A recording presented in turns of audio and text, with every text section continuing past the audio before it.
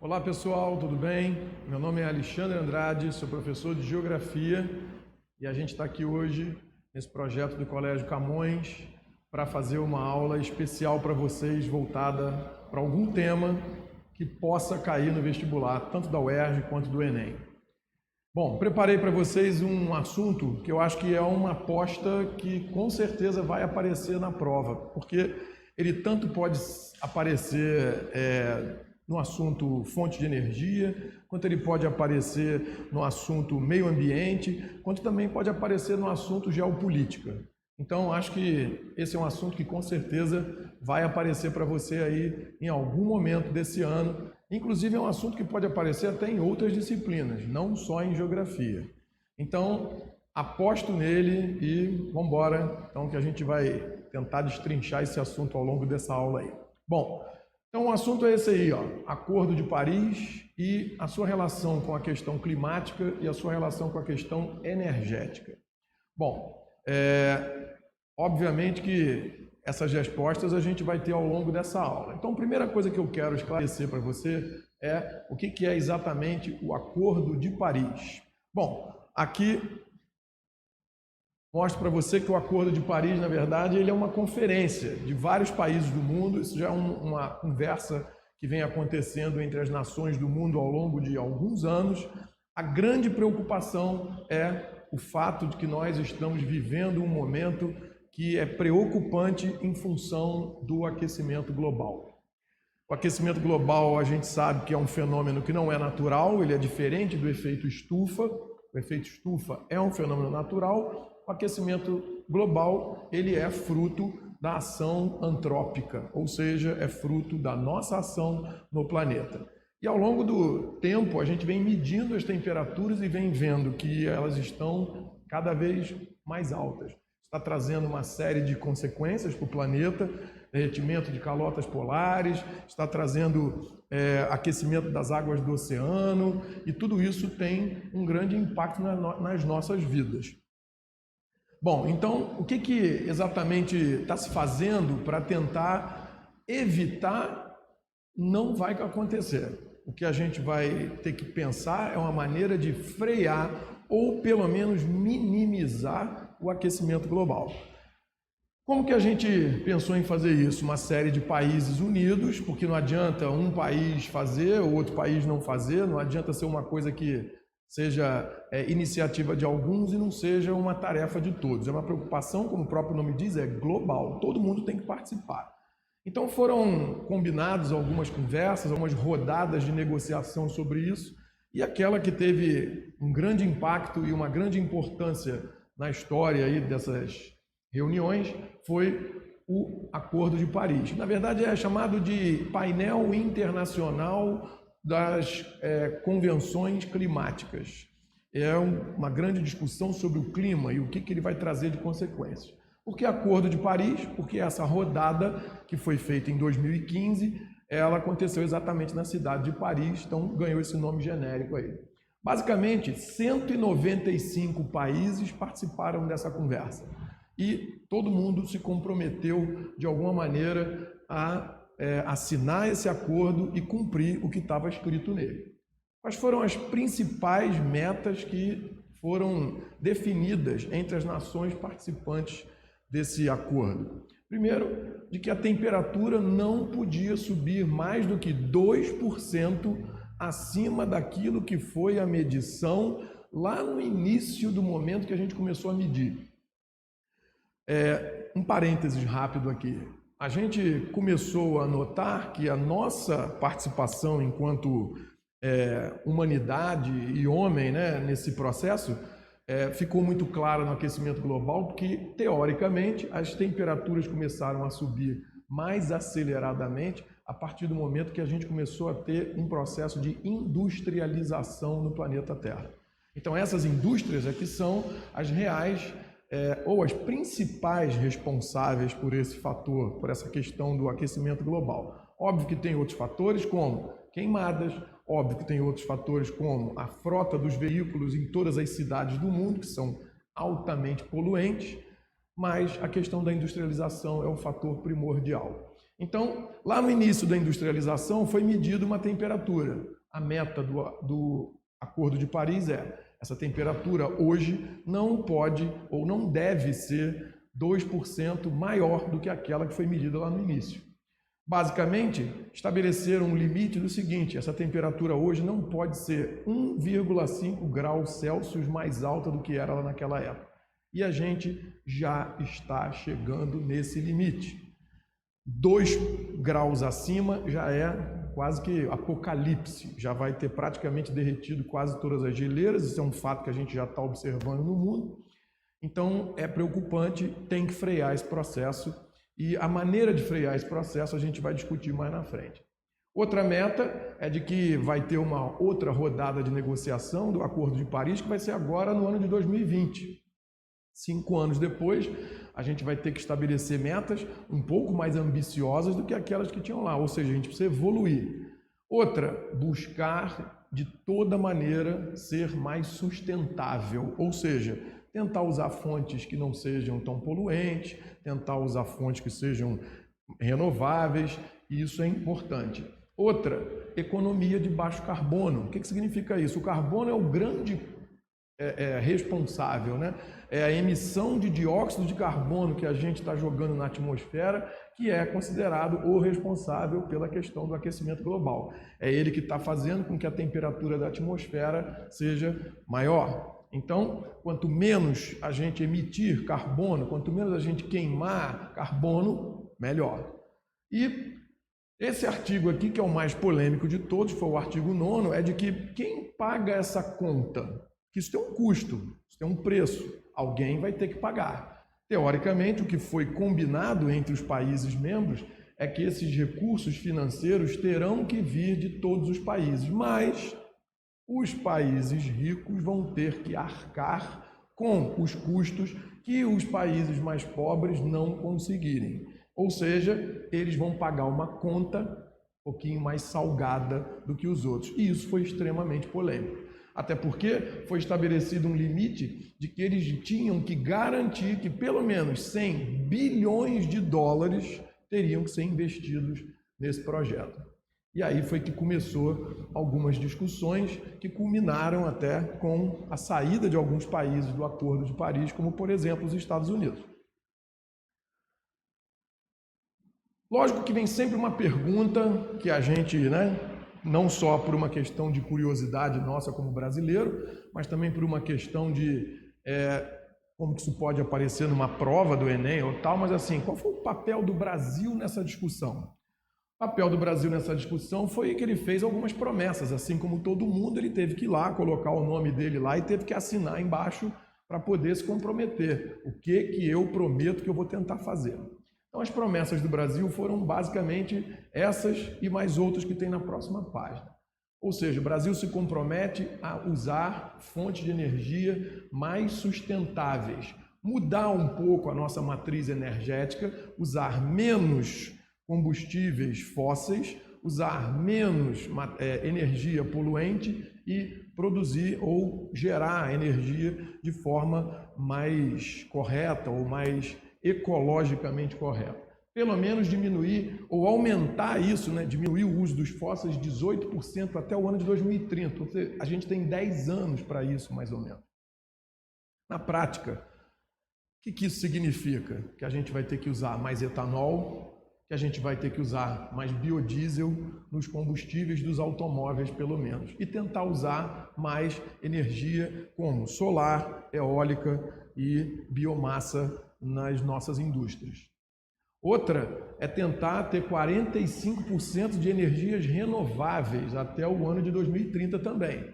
Isso é uma coisa que o Brasil, aliás, é um país que tem uma matriz energética bem interessante, melhor do que a de muita gente, a gente vai ver aí na frente. E outra, ampliar a parcela de energias renováveis no fornecimento de energia elétrica. Isso é importante que a gente faça uma separação aqui, porque quando a gente fala de matriz energética brasileira, a gente está falando da energia que é gasta pelas empresas, energia que é gasta domesticamente na nossa casa, energia que é gasta nos automóveis, caminhões e tudo mais. E quando a gente fala em energia elétrica, é especificamente como que aquela energia que tem na tomada da sua casa é produzida. Isso é é a principal questão, porque essa é a energia mais usada em todo o país. E não adianta você pensar, poxa, eu estou usando energia elétrica, eu sou sustentável.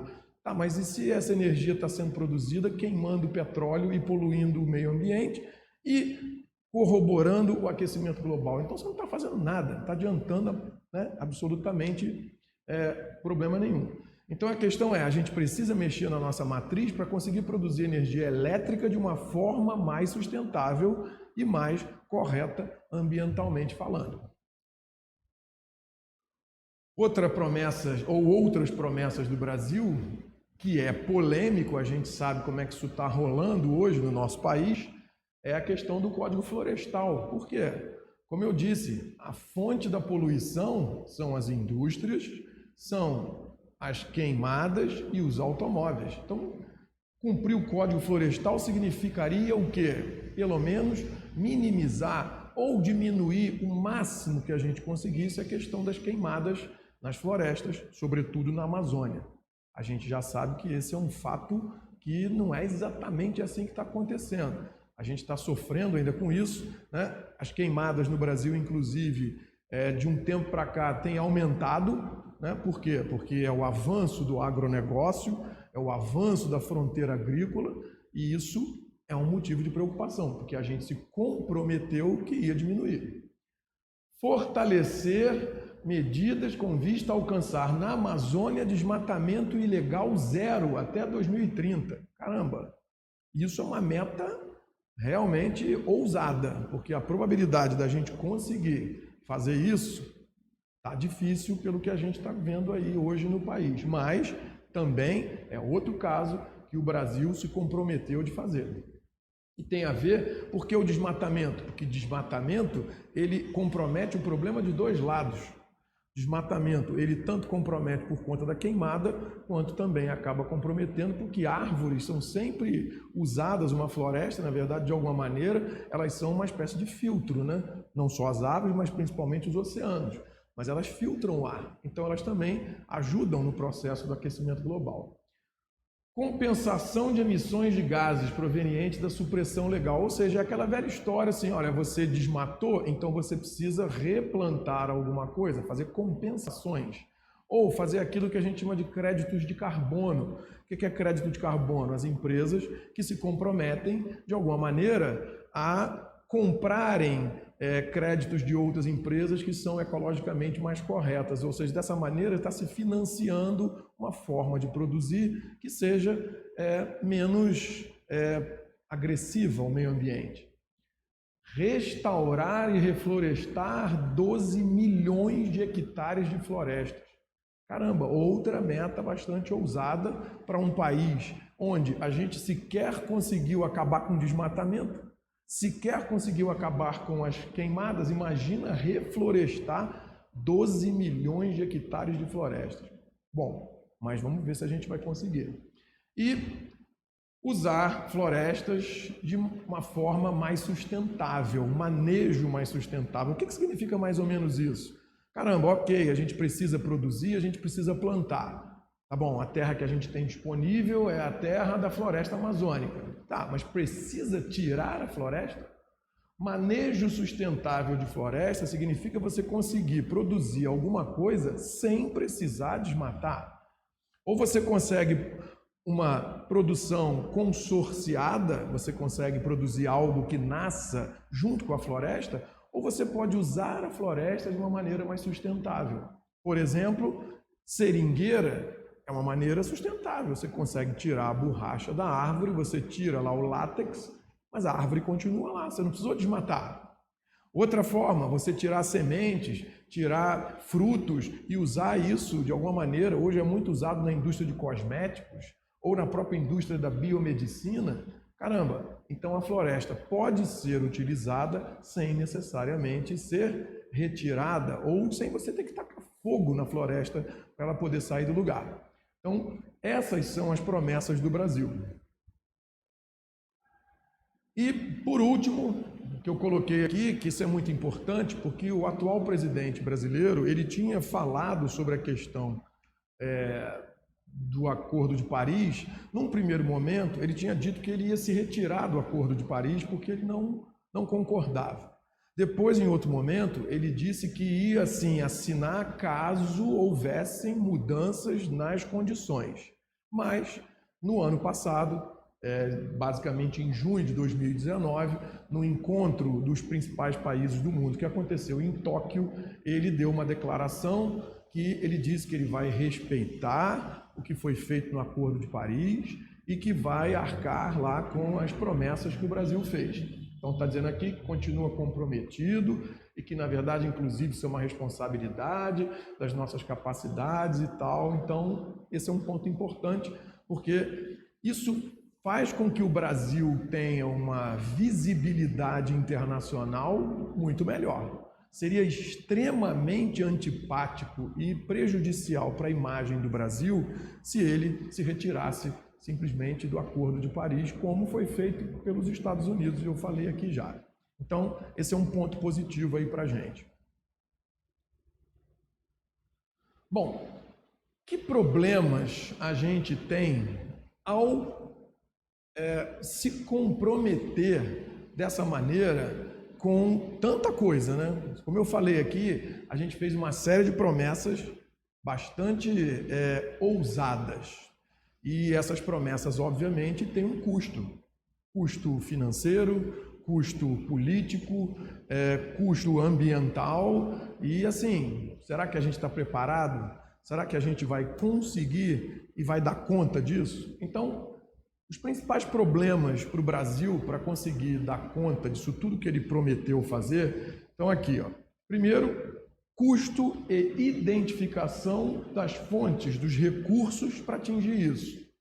Traduzindo, de onde vai sair o din-din para pagar tudo aquilo que a gente está se comprometendo? De onde vai sair recurso para replantar milhões de hectares de floresta? De onde vai sair o recurso se você tiver que adotar uma política ambiental, mais fiscalização, por exemplo, na floresta amazônica?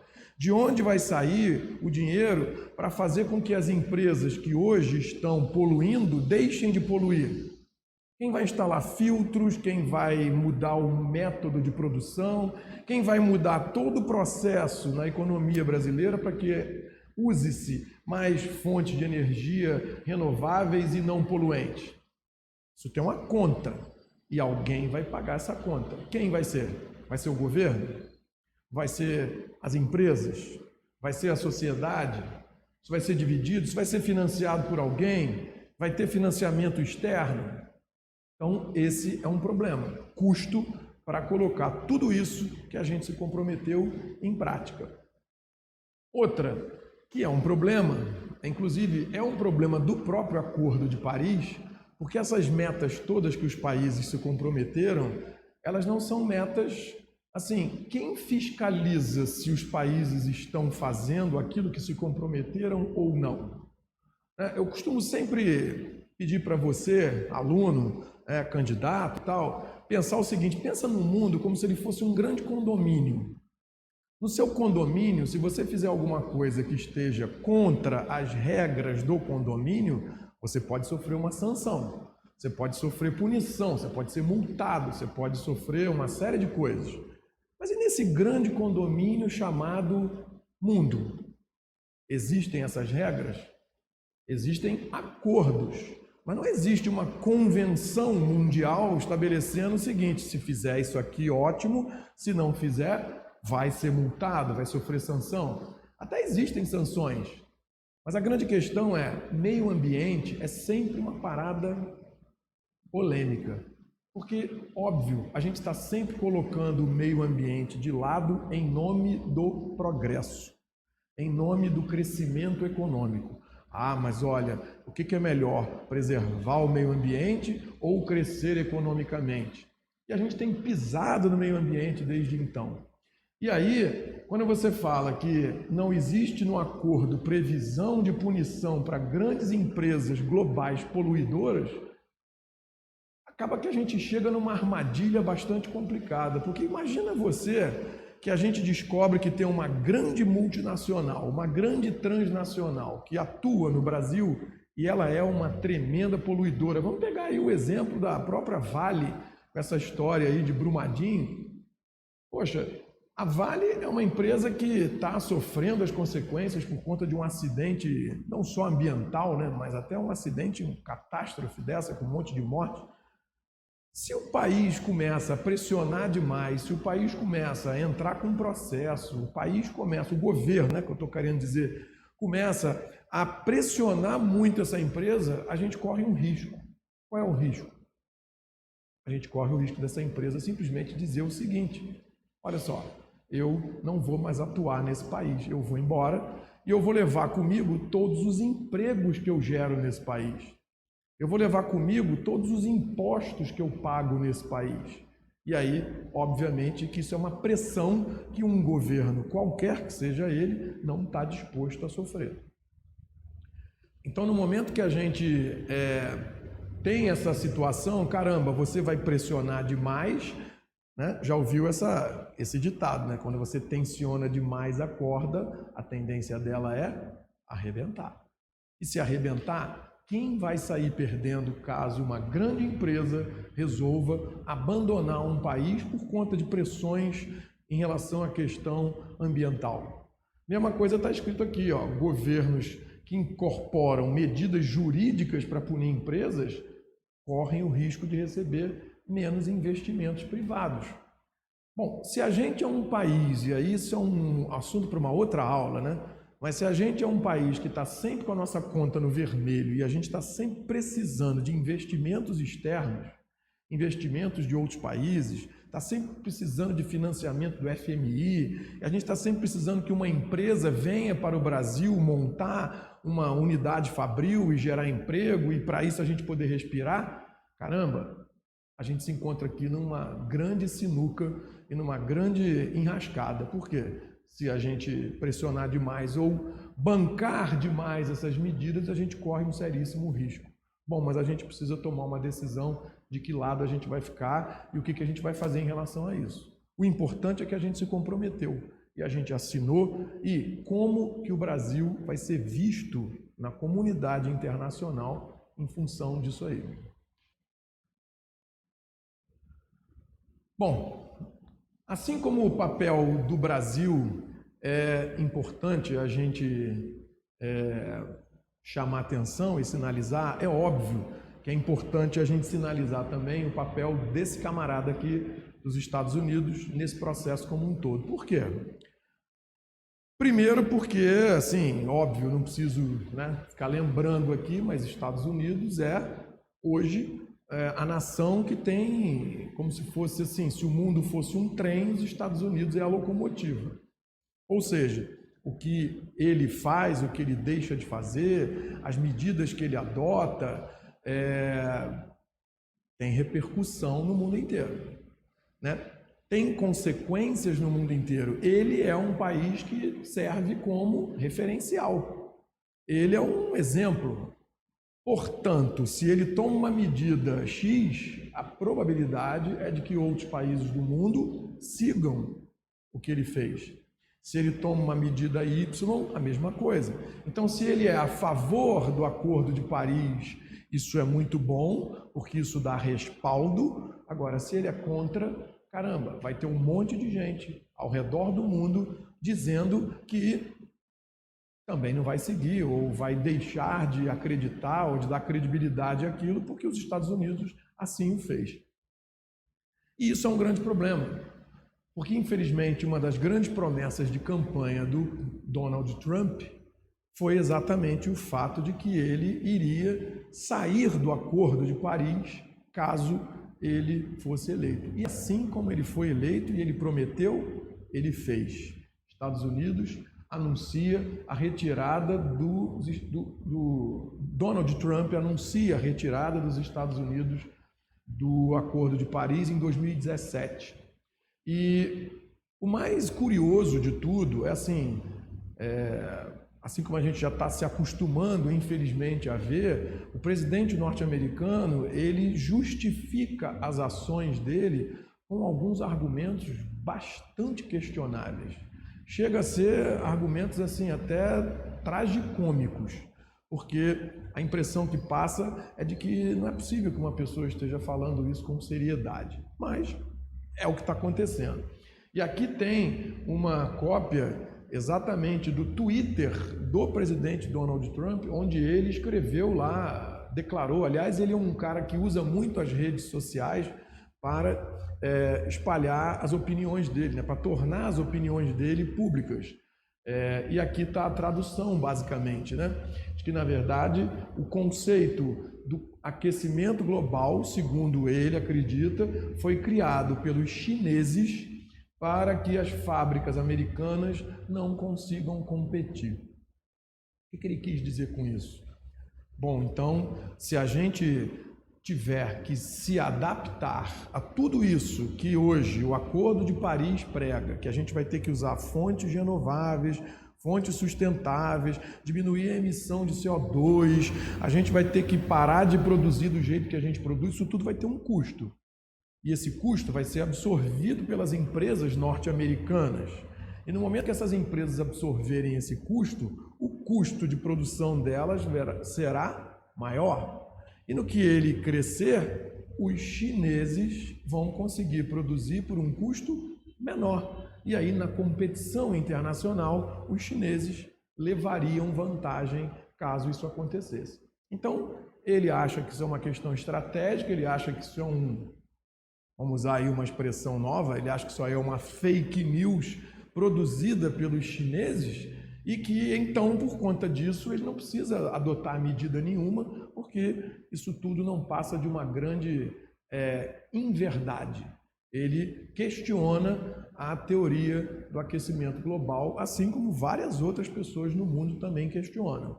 Só que aqui trata-se muito, assim, aparentemente, né? Não vou dizer claramente, mas, tudo leva a crer que isso é uma grande conveniência, né? Então ótimo. É uma maneira de eu poder continuar produzindo do mesmo jeito que eu produzo, é uma maneira que eu tenho de agradar o cara que foi o meu eleitor, mas principalmente os financiadores da minha campanha, de que a gente não vai precisar mexer em nada, porque a gente não vai precisar absorver esse custo todo. Então isso é um problema sério.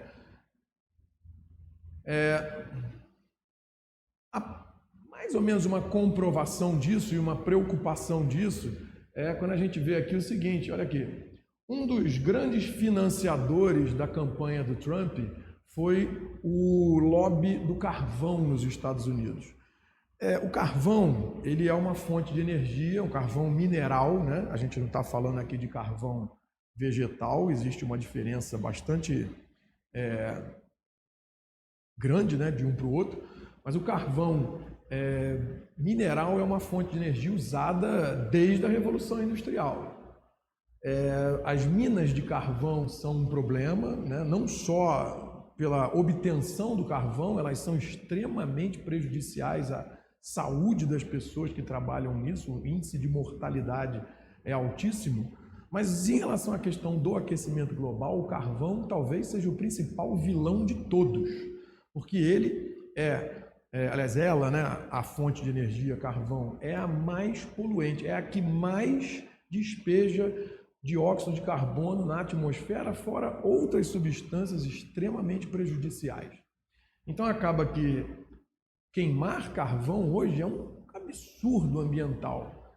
E o mundo inteiro andando na direção de usar cada vez menos carvão e tentar substituir isso por fontes menos poluidoras, fontes mais verdes, né?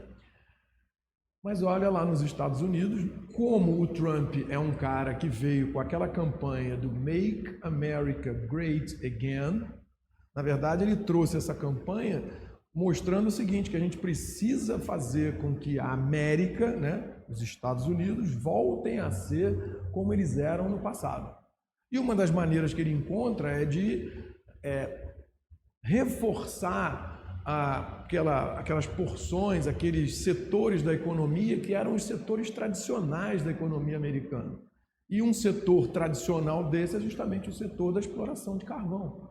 Ou seja, ele está indo na contramão do mundo inteiro ao fazer isso. Mas ele está adotando uma medida que é coerente com a campanha política dele. Ele também não disse nada diferente disso na campanha. Se o eleitor americano votou nele, eles agora estão pagando o preço disso. Uma outra matéria que eu trouxe aqui, acho que é interessante mostrar, da revista Galileu, isso aqui é do New York Times, então não é fake news, né? Isso aqui é da revista Galileu, uma revista brasileira, mostrando que a poluição do ar provoca pelo menos 200 mil mortes precoces nos Estados Unidos, ou seja, é uma consequência disso aqui.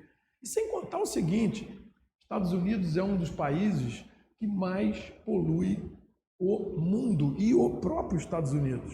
Então aqui, ó, a poluição per capita nos Estados Unidos, ele é simplesmente o primeiro da lista. É o cara que mais polui por cabeça. Um cidadão dos Estados Unidos polui 10 vezes mais do que um cidadão indiano. Por quê? Porque eles são extremamente gastões. Eles são extremamente despreocupados com essa questão de sustentabilidade. O negócio é consumir. Estados Unidos tem um tremendo parque industrial, os Estados Unidos têm talvez a maior frota de automóveis no mundo, e aí, meu querido, é óbvio que isso aí compromete e faz com que o cidadão americano, em média, seja o maior poluidor do planeta Terra. E ainda por cima, é responsável sozinho, ou seja, um país. Você viu lá no início que a gente teve 195 países assinando o Acordo de Paris. Que é os Estados Unidos, é responsável por praticamente 15% da emissão de gases poluentes no mundo inteiro. E esse cara simplesmente sai do acordo. Simplesmente diz assim, olha só, eu não preciso fazer nada, eu não vou fazer nada e vai continuar tudo do jeito que está, porque eu não acredito no aquecimento global. Ponto. Fim de papo. Bom, é um problema. Que repercussão isso teve no mundo? É óbvio que tem alguma repercussão. Só que a gente está falando dos Estados Unidos, né? A gente está falando de um país que é simplesmente o país mais poderoso do mundo, financeiramente, economicamente, geopoliticamente e militarmente.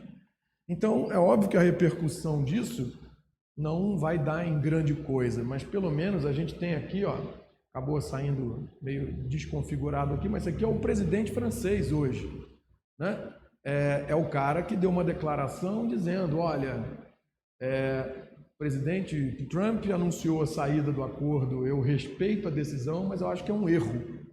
É um erro tanto para os Estados Unidos quanto para o planeta como um todo, até porque as consequências ambientais não ficam dentro da fronteira americana. As consequências ambientais se espalham pelo mundo.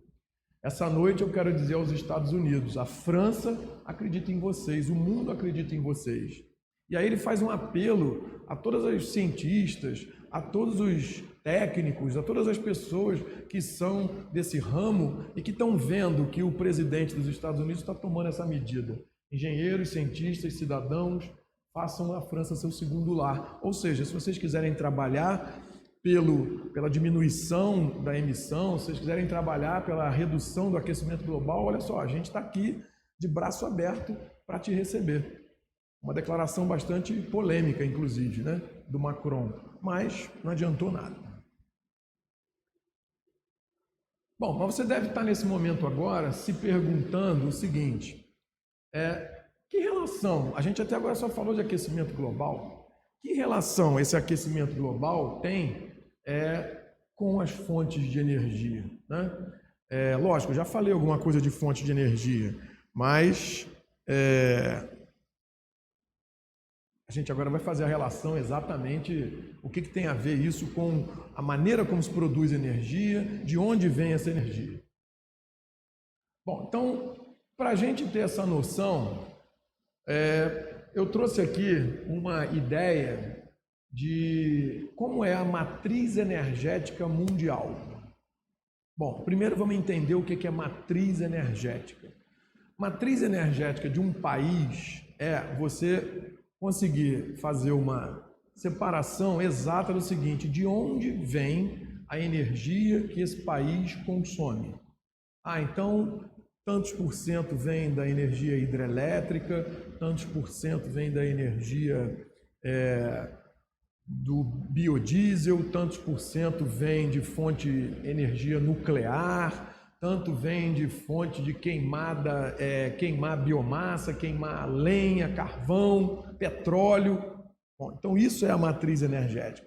No momento que você estabelece quanto que cada uma dessas fontes representa no total, você levantou, né? O que esse país, como é que é o retrato da sua produção de energia. Então isso aqui é basicamente a matriz energética mundial, ou seja, a participação estimada aí, isso é de 2017, pode ser considerada aí bastante atual.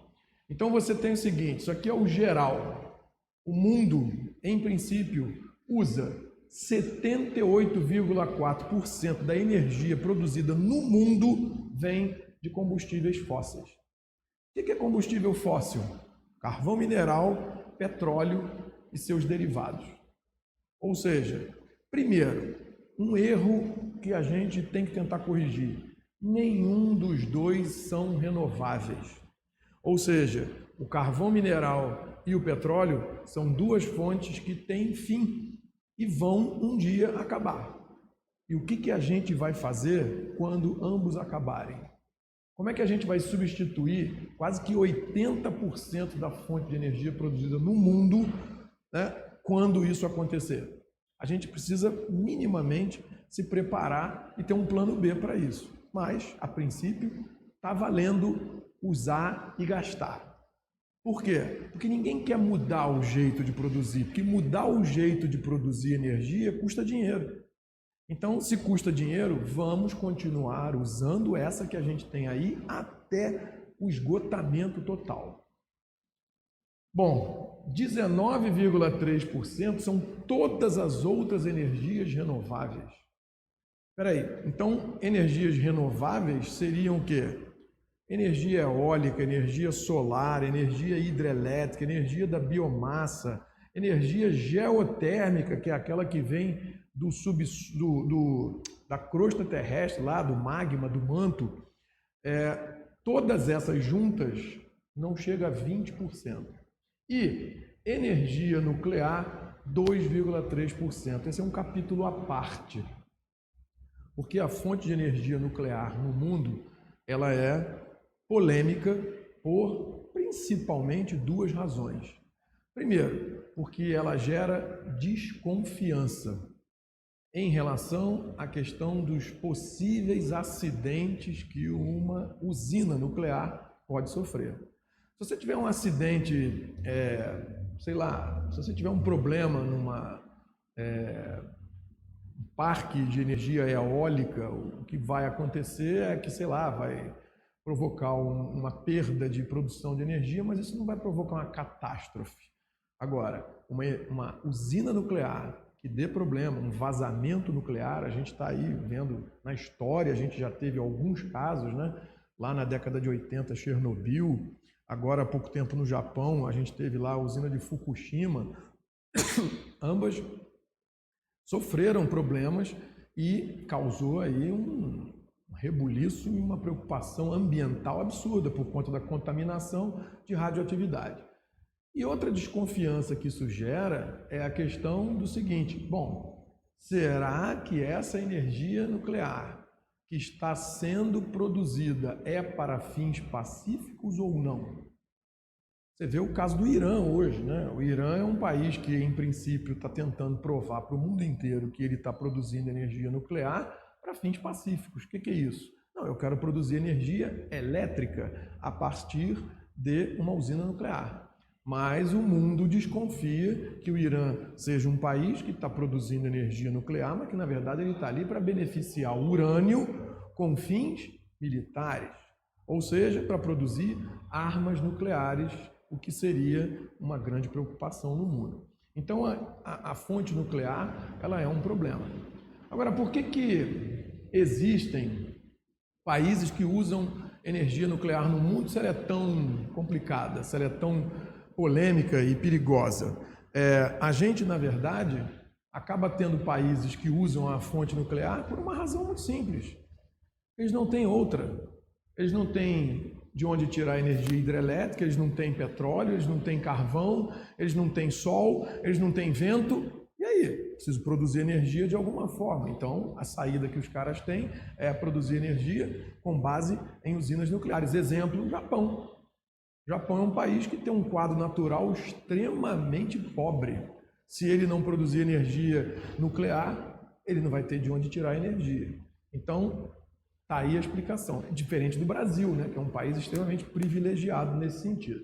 Mas vamos lá. Dessas energias renováveis, que soma aí esses quase 20%, a gente tem 10% que são renováveis modernas e 9,1%, praticamente 10%, de biomassa tradicional. O que é uma e o que é outra?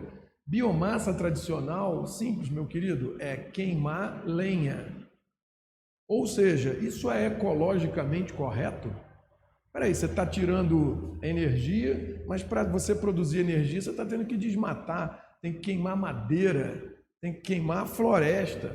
Vai lá e bota carvão vegetal. Essa é a ideia da biomassa tradicional. Agora, o que é uma energia renovável moderna? Essas aí a gente lista. Solar, eólica, maré motriz, que é a energia da variação de marés, energia das ondas do mar, o simples fato de subir e descer produz energia. Então, isso são fontes modernas, as principais, solar e eólica, né? Que, aliás, estão se espalhando aí pelo mundo como um todo, inclusive no Brasil. E essas modernas, está aqui, ó, aquecimento por biomassa geotermal ou calor solar. O que é essa biomassa geotermal? É produzir óleo diesel a partir de produtos como, por exemplo, mamona. Óleo diesel, que é um óleo bastante interessante. O próprio etanol é uma biomassa interessante. Também renovável moderna está aí a hidrelétrica, que corresponde a 3,6% da matriz mundial, biocombustíveis, eletricidade vindo de energia eólica, solar, biomassa ou geotermal. Então você vê aí que, na verdade, assim, o mundo tem uma diversificação, né, de fontes de energia possíveis, o que não significa que essas fontes sejam usadas. Por quê? Porque a gente continua priorizando a utilização de combustíveis fósseis. Então, assim, a gente continua usando muito carvão e continua usando muito petróleo. E isso, obviamente, é um enorme problema ambiental e a questão do fato de também não ser renovável. Só para a gente ter uma noção, aquilo ali é a matriz energética do mundo, né? Agora, a matriz energética de alguns países. Interessante a gente avaliar o que países importantes no mundo estão fazendo com relação a isso. Então, daí você não vai conseguir ler, provavelmente, mas eu consigo te mostrar aqui, ó, deixa eu te mostrar primeiro para o lado de cá. O verde escuro é petróleo. O verde claro é gás. Detalhe, esse gás é um gás que vem do petróleo, ele é um subproduto do petróleo. O cinza é carvão mineral. E o amarelo, biocombustível, o roxinho, nuclear, o azulzinho é hidrelétrica e o vermelho são outras.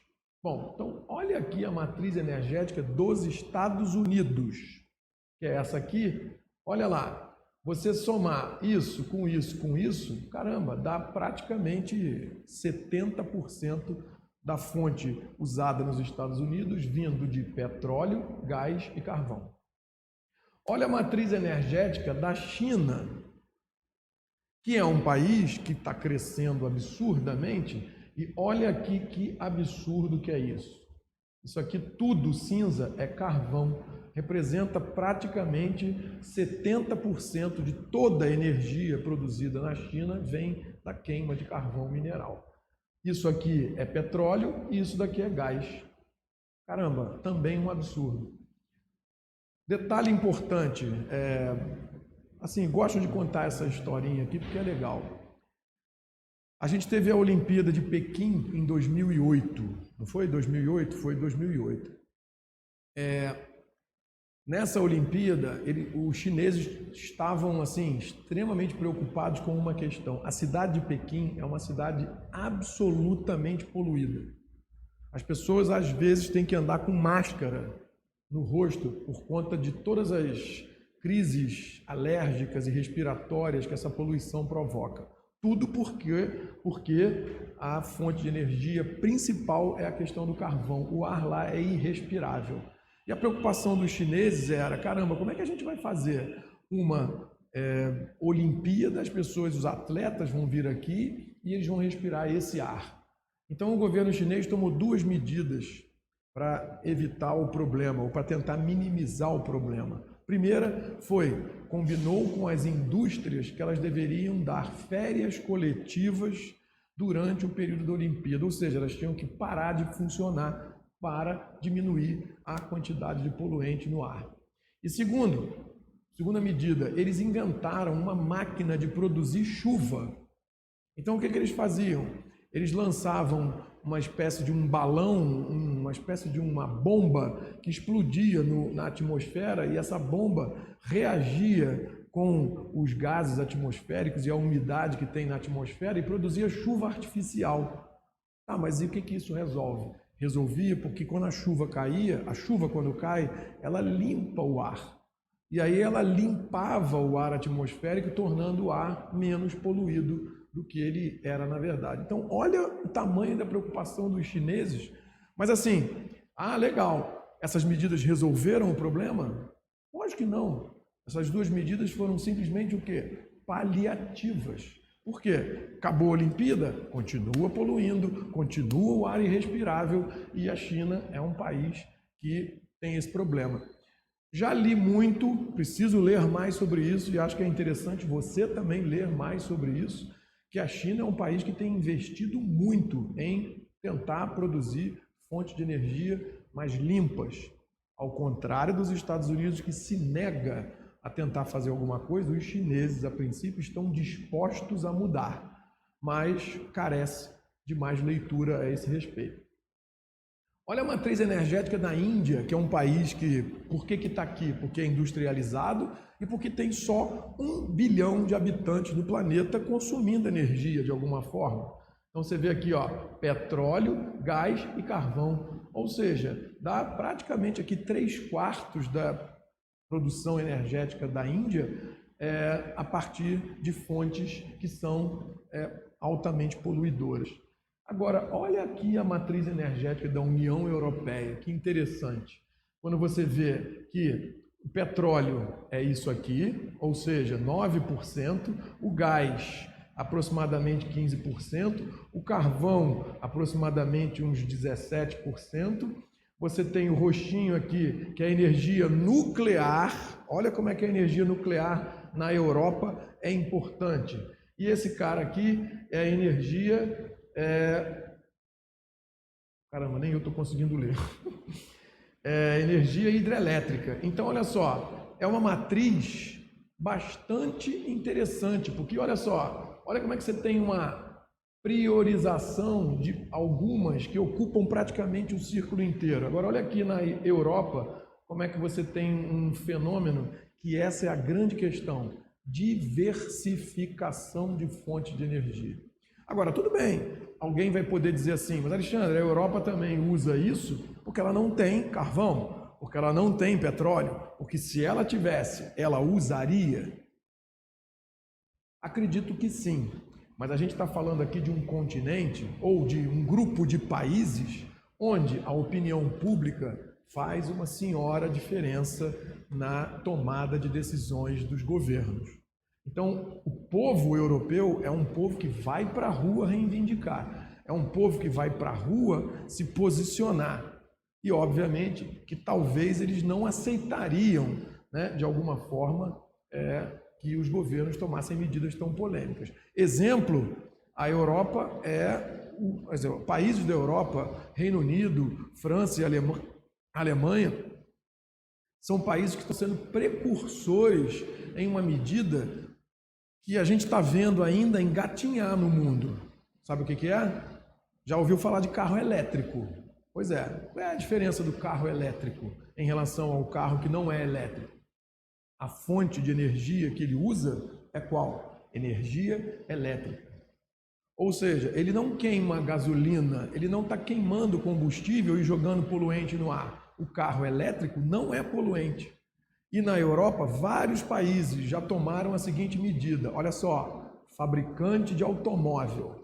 Você tem 10 anos para começar, aliás, para substituir todos os automóveis por automóveis elétricos. Porque a gente quer diminuir a questão da poluição. Agora, posso fazer um parêntese rapidinho? Como eu disse aqui atrás, também não adianta nada. Ah, beleza, eu não estou poluindo porque eu vou lá e plugo meu carro na tomada e a energia vem da tomada. Ó, legal. Mas se você estiver queimando petróleo para energia, para produzir a energia que vai para a tomada, também não mudou nada. Tá legal? Faz diferença nenhuma. Então, importante aqui registrar, olha como essa matriz energética é concentrada. Olha como essa matriz energética é concentrada. E essa também, concentrada em poucas fontes. Olha como essa matriz é mais diversificada. É lógico que você deve estar se perguntando aí, poxa, Alexandre, e o Brasil nessa história toda? Como é que a gente está na nossa matriz energética? Então, trouxe aqui para a gente ter uma noção da matriz energética brasileira e dar uma comparada aí com a questão da matriz energética do mundo. Então, olha que interessante, enquanto o mundo usa aproximadamente só 13% de fontes energéticas renováveis, caramba, olha como é que a gente está numa posição muito favorável. A gente está numa posição de vanguarda no Brasil. A gente tem quase que metade da nossa fonte de energia é produzida de forma renovável, o que não quer dizer que seja poluidora ou não poluidora. Então, quanto da nossa energia é renovável? Biomassa, ou seja, lenha, carvão vegetal, polui, mas é renovável. Hidrelétrica, nós somos talvez o país que mais usa energia hidrelétrica no mundo. Gás natural, carvão, urânio, que a gente tem energia nuclear no Brasil, isso aqui é o petróleo. Ou seja, a gente ainda tem muito que evoluir se a gente olhar para a nossa matriz energética. Mas se a gente comparar com o resto do mundo, que usa tudo isso aqui de petróleo, tudo isso aqui de carvão, tudo isso aqui de gás natural, e olha o que é renovável, hidrelétrica e biomassa, só isso aqui é renovável. A gente não, isso tudo aqui ó, é renovável. Então esse é um ponto importante? Com certeza, o Brasil é um país que está algumas posições à frente dos outros. Agora, tem um detalhe aí no Brasil. Você vai dizer assim, poxa, então estamos bem na questão energética? Não, porque a gente comete erros básicos. Quais são os erros que a gente comete? Então aqui ó, é a matriz elétrica do Brasil, ou seja, vai lá na tomadinha da tua casa e vai ver da onde vem aquela energia onde você recarrega o seu celular. Da onde vem aquela energia onde você liga e carrega o seu computador, acende a luz do seu abajur ou acende a lâmpada da tua casa. Essa energia vem de algum lugar. E de onde ela vem? Tratando-se de Brasil. Daqui, ó. Quase 70% do que a gente produz vem de fonte hidrelétrica. O resto, os outros 30% é biomassa, ou seja, carvão vegetal, ou seja, energia solar e eólica, míseros 5,4%. Caramba, como é que pode a gente no Brasil, um país que tem essa quantidade de sol absurda, caramba, hoje deve estar fazendo uns 50 graus lá fora. Meu Deus do céu, a gente tem sol praticamente o ano inteiro. Como é que a gente não utiliza isso para produzir energia? É um desperdício. A energia está aí, é só produzir. Está crescendo de uma forma ainda muito lenta no Brasil, mas graças a Deus está crescendo. Mas a gente precisa investir mais nisso. Energia eólica, meu Deus do céu, você já reparou quando você vai à praia? Para de ventar em algum momento na praia? Não, aquilo ali se chama brisa marítima. Então, aquela brisa ali, aquele vento poderia ser aproveitado? Caramba, olha e mentaliza o mapa do Brasil. Caraca, a gente tem um litoral que vai lá do Amapá até o Rio Grande do Sul. Você já imaginou a quantidade de vento que chega no litoral do Brasil todo dia, o dia inteiro? Não é possível que a gente não consiga aproveitar isso de uma forma razoável e que a gente não consiga produzir mais energia eólica do que a gente tem aqui. Mas a gente não investe nisso, por quê? Porque assim como o resto do mundo, olha só, tá bom do jeito que tá, cara, olha só, não muda não, mudar custa dinheiro, mudar é uma parada que vai exigir um monte de investimento para tudo que é lado, olha só, vamos produzindo energia hidrelétrica mesmo que tá bom. Carvão, a gente nunca teve grande tradição no carvão no Brasil e petróleo para a produção da energia elétrica a gente usa muito pouco. Agora, quando a gente fala da nossa frota de automóveis, caramba, apesar da gente ter hoje praticamente todos os carros sendo flex, todo mundo acaba usando muito petróleo. A nossa frota, os nossos caminhões no Brasil, que são a base do transporte de carga no Brasil, são todos movidos a óleo diesel, que é um subproduto do petróleo. Então, automóvel é petróleo, ponto. Energia elétrica, a gente tem essa matriz aqui. Bom, mas isso aqui é ruim? Legal, Alexandre, maneiro, a gente tem aqui 70% da energia produzida no Brasil é renovável, caramba, é limpa, porque a energia hidrelétrica não polui, não contribui para o aquecimento global. Perfeito, concordo plenamente. Isso é um ponto muito positivo para a gente. Agora, onde que está o problema disso? O problema está no seguinte fato, preste atenção nesse círculo. Olha quanto que a gente produz dessa energia. Isso não te dá uma sensação incômoda de que no fundo a gente depende dessa energia? E tudo que a gente depende de alguma coisa que representa 80% ou 70%, caramba, e se isso faltar? E o plano B, está onde? Isso já faltou? Já faltou.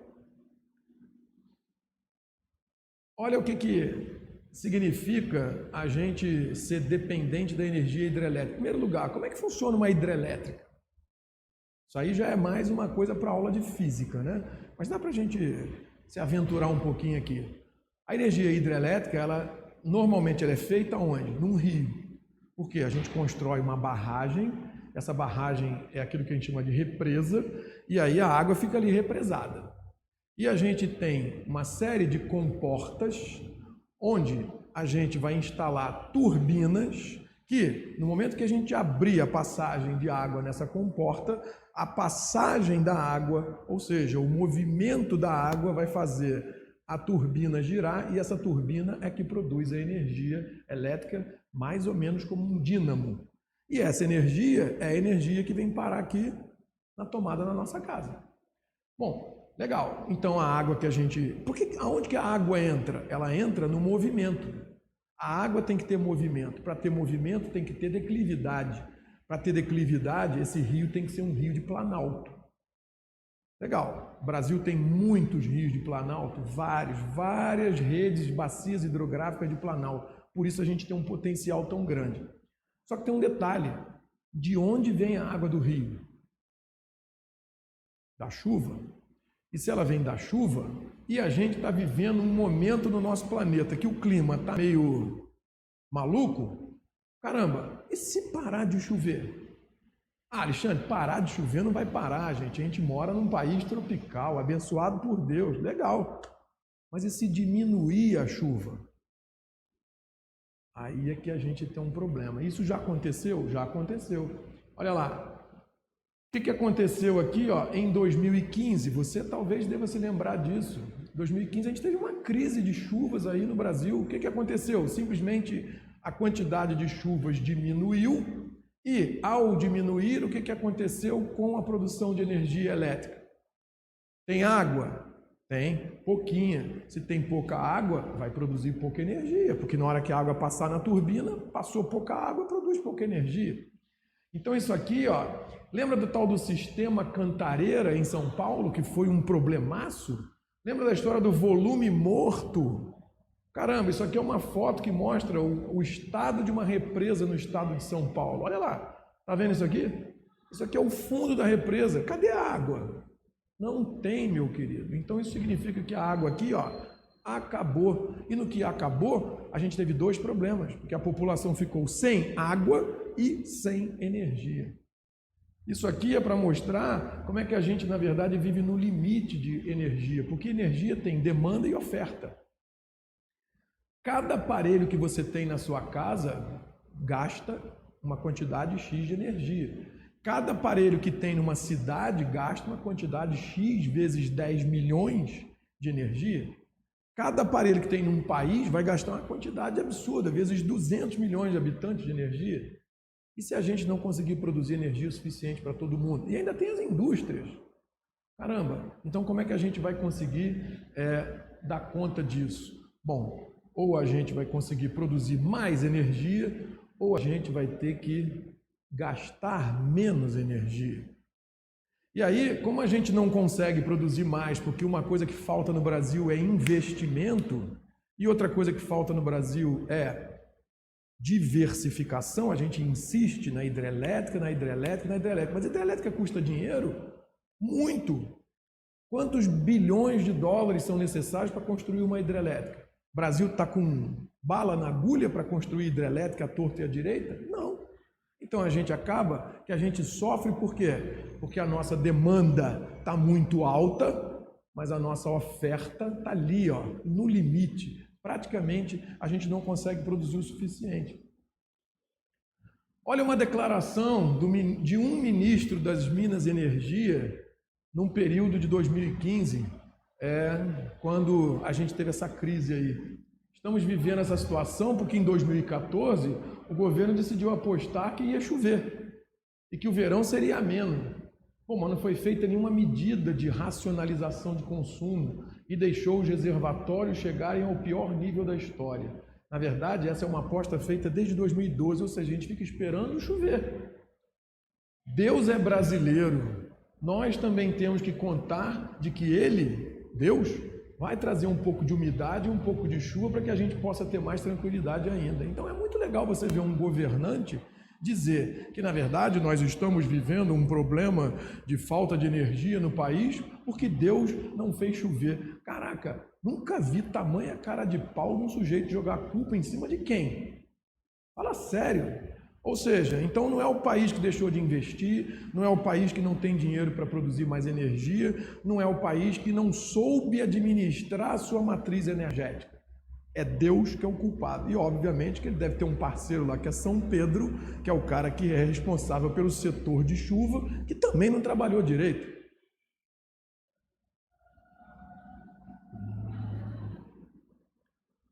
Outro problema que a gente tem no Brasil em relação à questão hidrelétrica. Se você for olhar, lembra que eu falei aqui há uns minutinhos atrás que o Brasil tem um monte de rios de Planalto? Tem. Mas sabe onde estão a maioria desses rios? Na Amazônia. Tá, isso é um problema? É nosso. A Amazônia continua sendo nossa? Sim. Mas o fato do rio que produz energia estar lá na Amazônia tem um problema. Qual é? Você está lá? Não, né? Você está onde? Você está no Rio de Janeiro. A maioria da população do Brasil está onde? No Centro-Sul, Rio, São Paulo, Belo Horizonte, estados que estão longe da Amazônia. Pô, então como é que você vai fazer uma hidrelétrica na Amazônia, produzir energia lá e trazer essa energia para cá? Isso aí, obviamente, faz com que haja um custo maior ainda para trazer, porque você tem que produzir energia lá e tem que trazer ela para cá. Por quê? Porque é aqui que tem o consumo. Onde estão as indústrias no Brasil? No Centro-Sul. Onde estão as grandes cidades do Brasil? No Centro-Sul. Onde está a maior parte da população brasileira? No Centro-Sul. E aí, se a nossa maior capacidade de produção está na Amazônia, a gente tem um problema na mão aí. É um custo que, infelizmente, a gente não tem ainda como resolver, porque transmitir energia, sabe como é que transmite energia? Por fio. E tem perda? Tem perda. Tu imagina o tamanho da rede elétrica que teria que ser feita para trazer energia elétrica da Amazônia até aqui. E quanto de perda que isso não teria? Então, isso tudo significa dinheiro.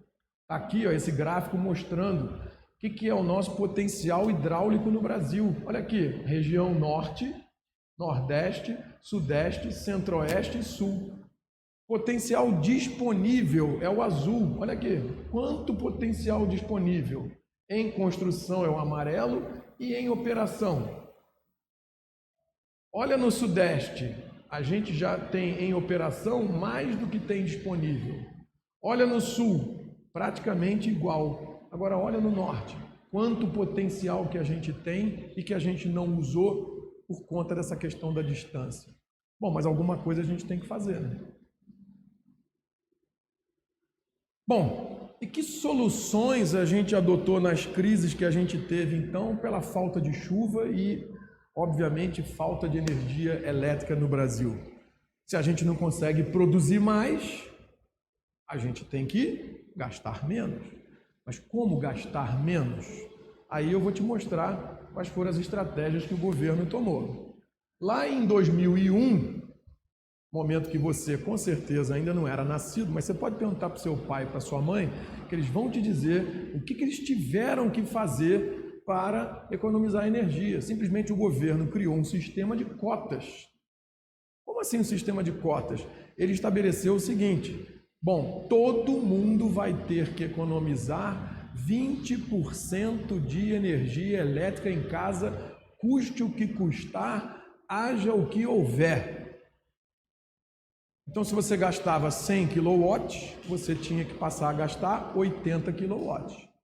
Se você gastava 10 kW, você ia ter que passar a gastar 8 kW. Isso parece fácil, né? Rapaz, mas não foi fácil não. Posso te dizer que eu sofri muito para dar conta disso. Eu tive que desligar o freezer da minha casa, eu tive que desligar uma pancada de aparelho que tinha simplesmente aquele LED, eu tive que tirar o micro-ondas da tomada porque aquela luzinha do micro-ondas gastava energia. Porque se você não atingisse a meta que o governo estabeleceu, ele simplesmente dizia para você o seguinte, ó, primeiro mês, alerta, segundo mês, advertência, terceiro mês eu vou cortar a sua luz da sua casa. E aí você que vivesse sem luz, você que voltasse à idade da pedra. Tudo isso por quê? Culpa de quem? Deus e São Pedro. Fala sério, né? Brincadeira. Bom, mas a gente aprendeu com esse erro em 2001? Incrivelmente não. Por quê? 15 anos depois, ou seja, 14, na verdade, anos depois, a gente passou pela mesma questão. Está aí a nossa conta de luz hoje, que se você for olhar na sua casa, você vai ver que ela fala sobre uma questão do sistema de bandeiras. O que é o sistema de bandeiras? O sistema de bandeiras funciona assim, ó. O governo criou a bandeira verde, a bandeira amarela e a bandeira vermelha. O que é bandeira verde? Nossa, choveu.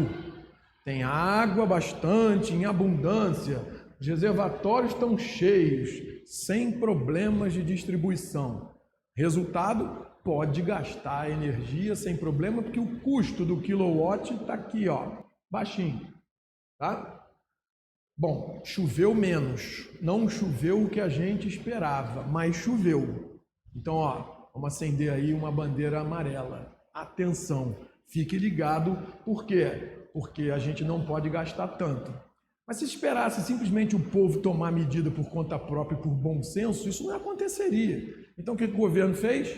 Amarelo significa o seguinte, eu vou colocar mais R$1,50 a cada 100 kW na tua conta se você gastar. Então trate de economizar, porque na hora que você economizar, você vai estar economizando dinheiro. Se você não economizar, meu querido, ó, vai pagar mais caro e o problema é teu. Agora, pânico geral. Não choveu quase nada.